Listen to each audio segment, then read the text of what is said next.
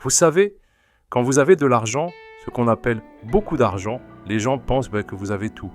C'est automatique, ils voient la maison sur les collines, les voitures qui brillent, l'entreprise qui tourne, ils voient les autres, la puissance, la réussite. Mais ce qu'ils ne voient jamais, c'est la maladie qui vient avec. La paranoïa. Franchement, c'est presque pire qu'une maladie physique. C'est constant. C'est une petite voix, tapie dans l'ombre de votre cerveau, qui vous murmure à l'oreille chaque fois que vous rencontrez quelqu'un de nouveau. Chaque fois qu'une femme vous sourit, la voix vous dit « Est-ce qu'elle te regarde toi ou est-ce qu'elle regarde ton compte en banque ?» C'est épuisant. Je m'appelle Étienne. Et ma paranoïa, je ne l'ai pas volée. Non, elle a été durement gagnée. Mon père a bâti un empire.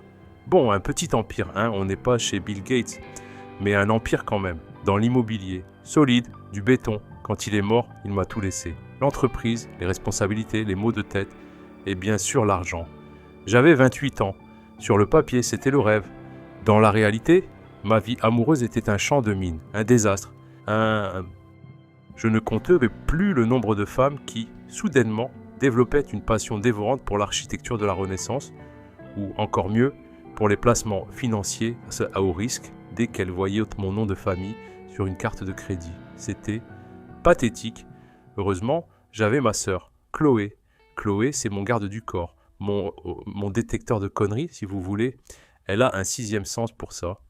Elle flaire les opportunistes à des kilomètres. C'en est presque effrayant. Je me souviens d'une histoire, celle-là, elle est chez le Collector. Il y a quelques années, avant Mathilde, une fille, Camille, incroyable, le package complet, artiste, intelligente, drôle, elle citait du Baudelaire et surtout, elle disait qu'elle se fichait de l'argent, que l'argent c'était vulgaire. Et moi, comme un idiot, j'y ai cru. J'étais, mais amoureux. Vous voyez, le genre d'amour stupide, aveugle, j'étais prêt à lui demander sa main. Je voyais déjà les enfants, n'importe quoi. Et Chloé, ma chère Chloé, a fait ce qu'elle fait de mieux. Elle a gratté un peu, juste un peu. Elle s'est revenue me voir un soir. Pas de grand discours. Elle a juste posé une enveloppe sur mon bureau. Camille, l'artiste, c'était une spécialiste de l'arnaque sentimentale. Elle avait un casier, un mari dans une autre ville, bref, tout le package. Le pire, ce n'est pas qu'elle m'ait menti. Le pire, c'est que la première chose que j'ai faite, en voyant les preuves, c'est de hurler sur Chloé. Oui, j'ai accusé ma propre sœur de jalousie. Je lui ai dit qu'elle voulait gâcher ma vie. Elle n'a pas bronché, elle m'a laissé crier, puis elle m'a pris dans ses bras pendant que mon petit monde de bisounours s'écroulait. Encore une fois, elle m'a juste dit « Tu vaux mieux que ça, Étienne ». Après ça, franchement, j'ai baissé les bras, fini, rideau.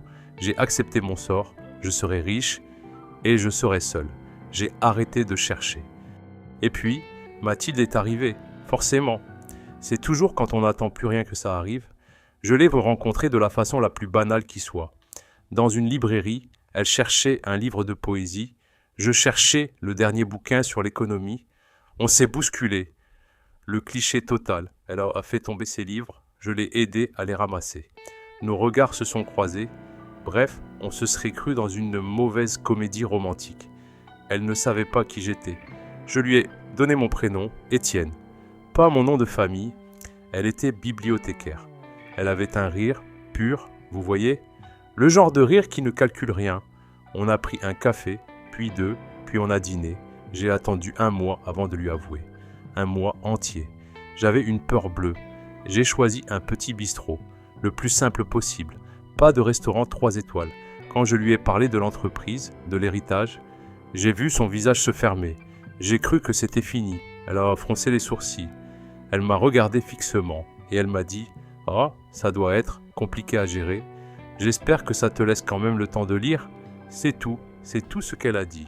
Pas de grands yeux, pas de questions sur ma voiture, sur ma maison. Juste, j'espère que tu as le temps de lire. J'étais, je crois que fasciné est le mot. Elle était différente, tellement différente. Elle s'intéressait à moi, à mes peurs, à mes passions ridicules pour les vieux films en noir et blanc. Elle ne m'a jamais rien demandé. Et là, j'ai eu la confirmation. C'est peut-être un détail pour vous, mais pour moi, c'était énorme. Sa vieille voiture est tombée en panne. Une Twingo fatiguée. Le garagiste lui a annoncé que le moteur était mort. J'attendais. Vous savez, J'attendais le moment où elle allait me dire « Chérie, j'ai un petit souci d'argent ».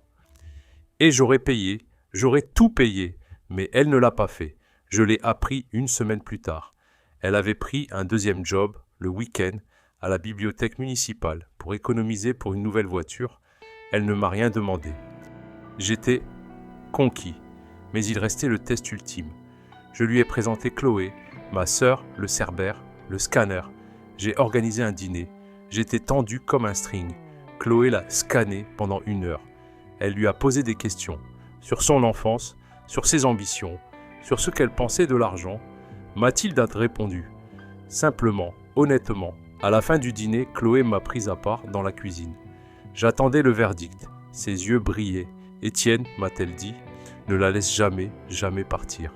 Elle est vraie. » La validation, l'approbation finale, mon détecteur de mensonges personnels, celle qui m'avait sauvé de Camille, venait de me donner le feu vert. Cette nuit-là, j'ai pleuré de soulagement. J'avais trouvé l'exception. La femme qui m'aimait pour moi. Nous avons emménagé ensemble. 2 ans de bonheur, un bonheur simple. Ma famille l'adorait. Ma mère, qui d'habitude est si réservée, la traitait comme sa propre fille. Mon chien, un vieux bâtard grincheux qui déteste tout le monde. Il dormait à ses pieds. C'était parfait, c'était évident. Je l'ai demandé en mariage, sur la petite plage où nous avions eu notre 3e rendez-vous. Elle a pleuré, elle a dit oui. Nous avons commencé à planifier le mariage. La date était fixée, dans 3 mois. La vie était enfin facile. Et c'est là que tout a basculé. C'est toujours comme ça, non ? C'est quand on est sur le plus heureux qu'on est le plus aveugle. C'était un mardi, pluvieux. Mathilde était chez ses parents pour le week-end, pour commencer à rédiger les faire-part. Je rangeais Paul mon bureau, le mariage approchait, et j'avais besoin de mon passeport pour réserver la lune de miel. On partait aux Maldives. Je savais qu'elle gardait certains de ses papiers importants dans le tiroir du bas de mon bureau. C'était un vieux bureau de mon père, massif. Elle m'avait dit, au cas où, si jamais il lui arrivait quelque chose. C'était même mignon, je trouvais. J'ai ouvert le tiroir, j'ai trouvé son passeport, ses diplômes et un autre dossier. Un dossier en carton bleu, épais, il n'y avait pas d'étiquette. Je ne suis pas fouineur, je vous le jure.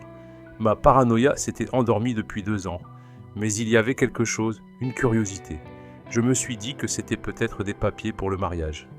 J'ai ouvert et mon cœur s'est arrêté de battre. Ce n'étaient pas ces papiers, c'étaient les miens. Enfin, des informations sur moi, des impressions d'écran, de mes comptes bancaires professionnels, des comptes dont elle n'était même pas censée connaître l'existence, des relevés détaillés de mes portefeuilles d'actions. Mon sang s'est glacé. Et puis, je l'ai vu, un document, un projet de procuration, un jargon juridique que je ne comprenais qu'à moitié. J'ai lu les grandes lignes. Donne plein pouvoir à Madame Mathilde Dubois. Gestion, administration et disposition de tous les biens mobiliers et immobiliers. Alors, accès et contrôle total sur les comptes bancaires suivants. Elle avait préparé un document avec un avocat, un document qui lui donnait tout. J'ai regardé la date sur l'email de l'avocat qui était agrafé au dossier. Il datait d'il y a 6 mois. 6 mois, bien avant la demande en mariage. La petite voix paranoïaque dans ma tête, elle ne murmurait plus, elle hurlait. Elle hurlait que Chloé s'était trompée, que ma mère s'était trompée, que mon chien était un mauvais juge, que j'étais l'idiot ultime.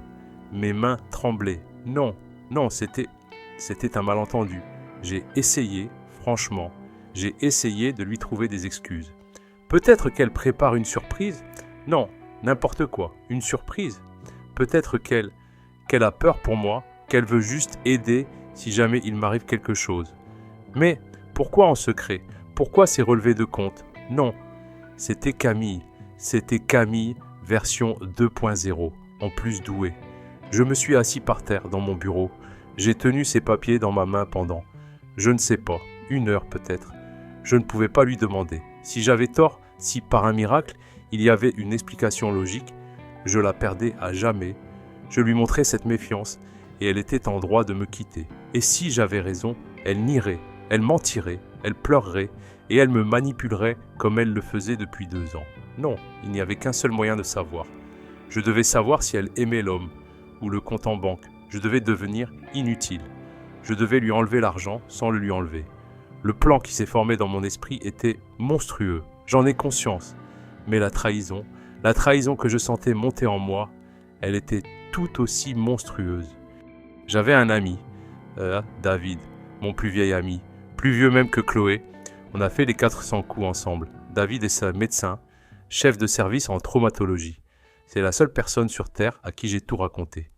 L'histoire de Camille, ma paranoïa, et maintenant, la procuration. Je l'ai appelé. Je lui ai donné rendez-vous, le soir même, dans un bar sombre. Quand je lui ai montré les papiers, il n'a pas dit « tu exagères ». Il me connaît trop bien. Il est resté silencieux pendant une longue minute, puis il a dit « putain, Étienne, c'est moche, c'est très moche ». Je lui ai exposé mon plan. J'ai cru qu'il allait à me frapper. « Tu veux faire quoi ? Prétendre être paralysé ? Mais t'es devenu complètement fou ou quoi ? Étienne, c'est abject, c'est de la folie pure. David, je l'ai supplié, c'est ma vie, je suis sur le point de signer un contrat de mariage qui va lier mon entreprise, mon nom, tout ce que mon père a construit, à cette femme. J'ai besoin de savoir, c'est la seule façon. Si elle reste avec moi, si elle reste avec un homme en fauteuil roulant, alors je saurai. Je déchirerai ses papiers, je lui demanderai pardon à genoux et je l'aimerai jusqu'à mon dernier souffle. Ouais, mais je dois savoir, David, tu comprends ? Je dois, il a lutté, je l'ai vu, il détestait l'idée. Il déteste toujours l'idée, mais il a vu la panique dans mes yeux, et il a accepté. 1 mois, a-t-il dit, la voix dure. Pas plus, et c'est ma carrière que je joue. Tu as intérêt à ce que tes doutes soient vraiment fondés.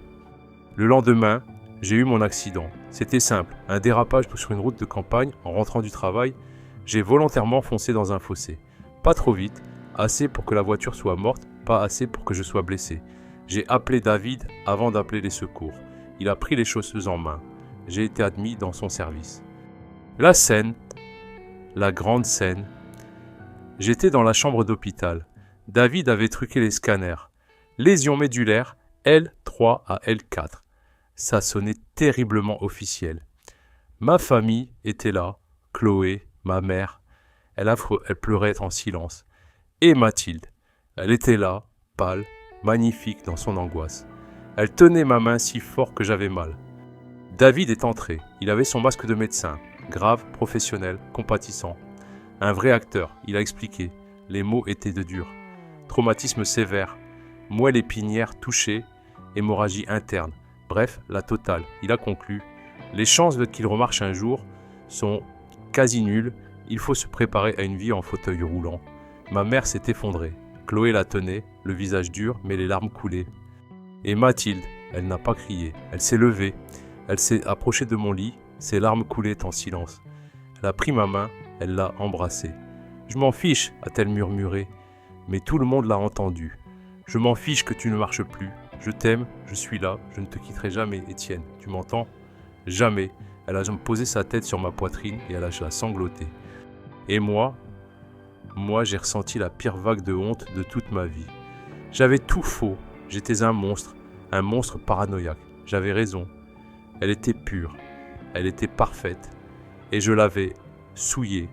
J'avais douté d'elle de la manière la plus ignoble qui soit. J'ai regardé David paniqué, mais quand il gardait son masque de médecin, ma sœur pleurait en regardant Mathilde et elle murmurait « Quel ange ! Quel ange ! Étienne, tu as tellement de chance !» J'ai voulu tout arrêter.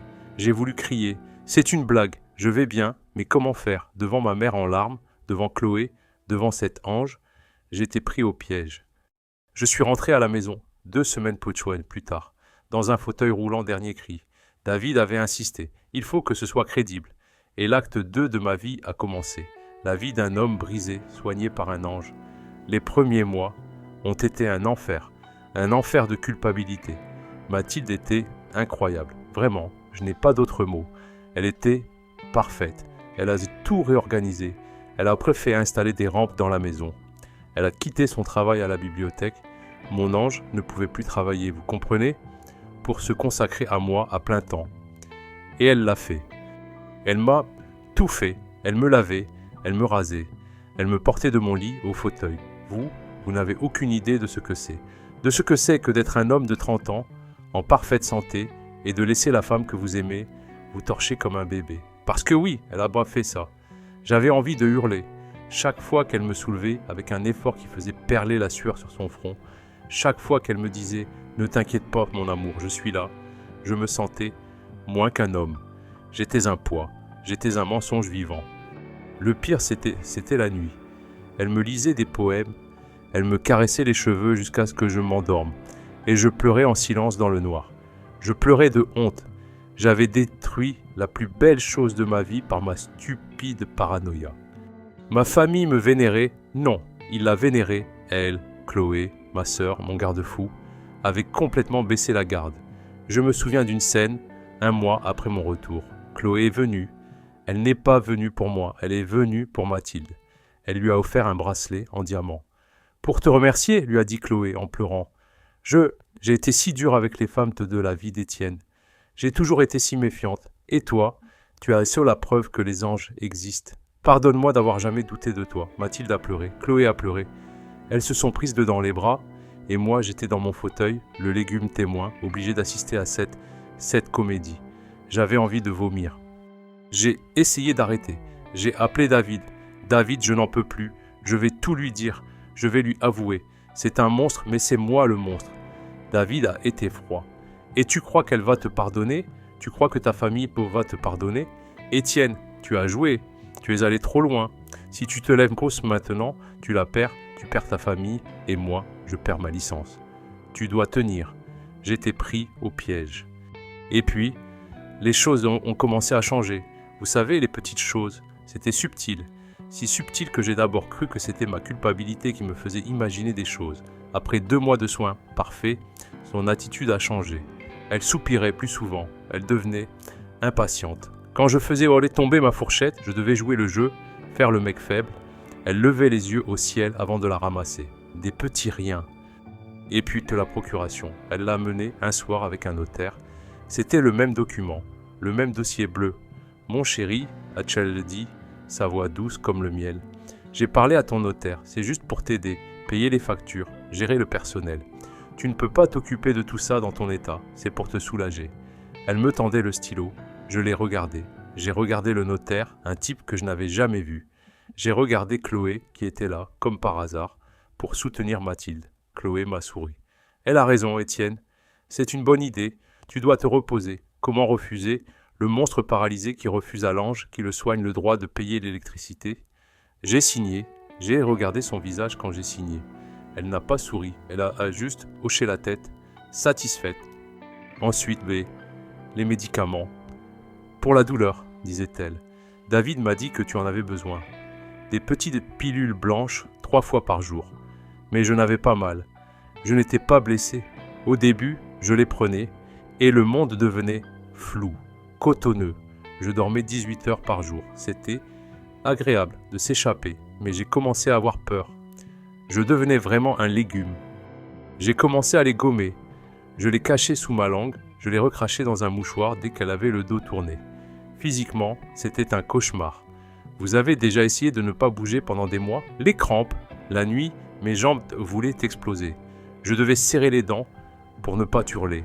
Je devais faire semblant de dormir d'un sommeil de drogué, alors qu'en fait, je brûlais de l'intérieur. L'ennui mortel, regarder la télé, regarder le plafond. J'ai failli me trahir 100 fois. Un jour, j'ai fait tomber la télécommande. Un réflexe. Ma main a bougé pour la rattraper. J'ai vu son regard. Elle était dans la cuisine. Elle m'a vu. J'ai figé mon mouvement. Elle a plissé les yeux.